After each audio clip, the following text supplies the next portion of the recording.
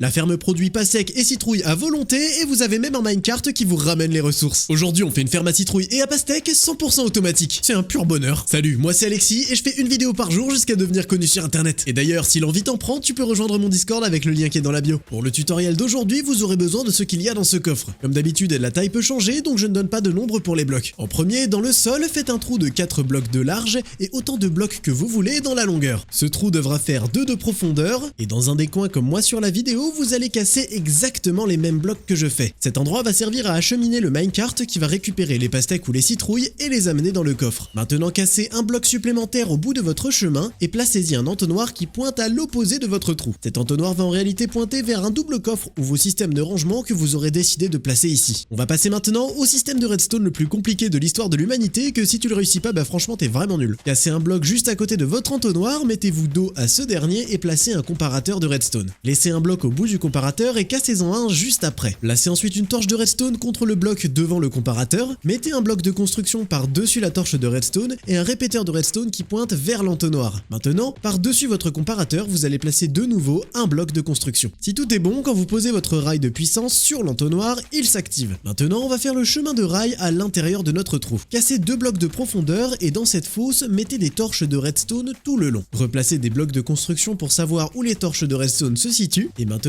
à côté du coin qu'on a cassé en premier, allez dans le coin opposé, creusez 2 blocs, placez une torche de redstone au fond et rebouchez-le de nouveau avec un bloc de construction. Avec vos rails, placez un rail de propulsion au bout là où vous avez posé la dernière torche de redstone et des rails normaux jusqu'au premier bloc où il y a une autre torche. À chaque fois qu'il y a une torche de redstone, vous mettez un rail propulseur. Le but est de faire un chemin qui zigzague pour que le minecart passe en dessous de tous les blocs et ne rate aucune pastèque ou citrouille. Et on continue le chemin avec des rails normaux jusqu'à l'entonnoir. Pour vous expliquer, lorsqu'il y a des objets qui sont dans l'entonnoir, le minecart ne repartira pas car le rail est éteint. Et quand les objets ont fini d'être envoyés dans le coffre, le rail s'allume.